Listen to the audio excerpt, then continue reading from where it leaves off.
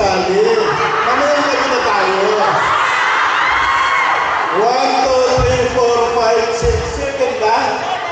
7. So, ang lahat ng coach ko ay hindi pasin, tama? So, ang sin na umalis na. Ang sin na po ay umalis na.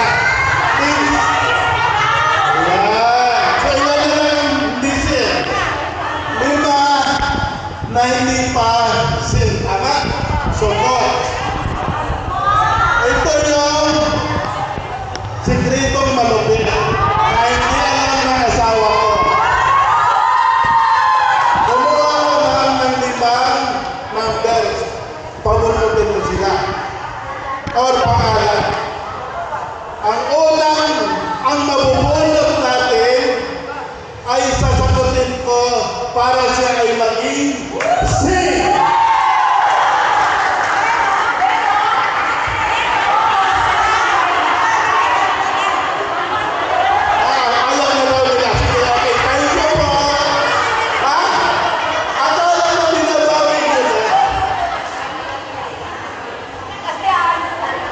Okay, so, habang nag-prepare po, ng pangalan nila, may pangalan na yan?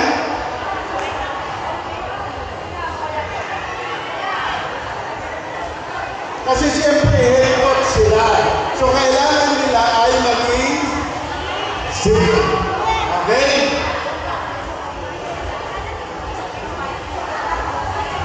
Okay.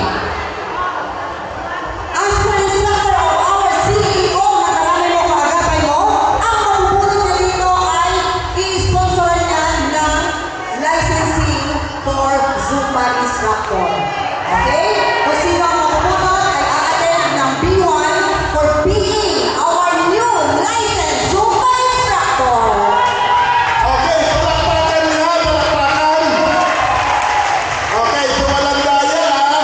Walang daya, huwag kayong lumura. Ito no, ang feeling ha, kung sino marunong para sa kanya, isa lang. Ha? Isa lang. So, walang tanda to ha. Bakit titikit pa ako? Titikit pa ako.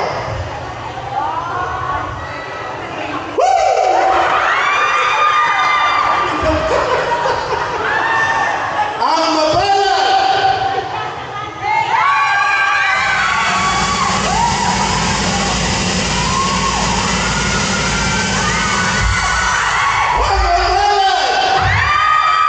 Ang title niya ay Sin. Sin! Sin! Sin! Asan na yan? Asan na yan? Asan na yan? Asan na? Asan na yung 5? Asan na yung 5? Asan na yung 5? Ayan na. Para sa kalaman ng lahat, ito po ang mga head coach. Okay.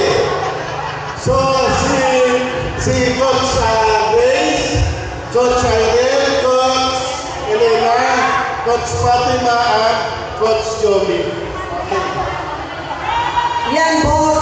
Kung sino ang mabubunot sa kanila mapalad. Pero may kinatatakutan sila kung sino ang mananalo. Kasi for being as licensed Zumba instructor, meron po itong monthly dues na binabayaran. So yun ang kinatatakutan nila. Ngayon, hindi na problema ni boss yun. Okay. So, ang problema pala, after naman lang na maging sin, ay mayroon pang babayaran. Tama po? Dahil may livelihood tayo. Diba yung Gamayan Royal Program? Sipagan nyo. Tapos sa bawat area nyo na nagtuturo, di ba may kita kayo? Tatabihan nyo. Okay?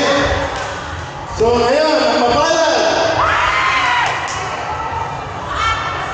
Ang mapalad.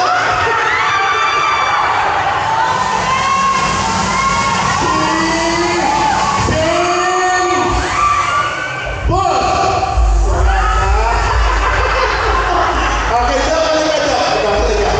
Ito si Dr. Miskoy. Na-miss ko sila.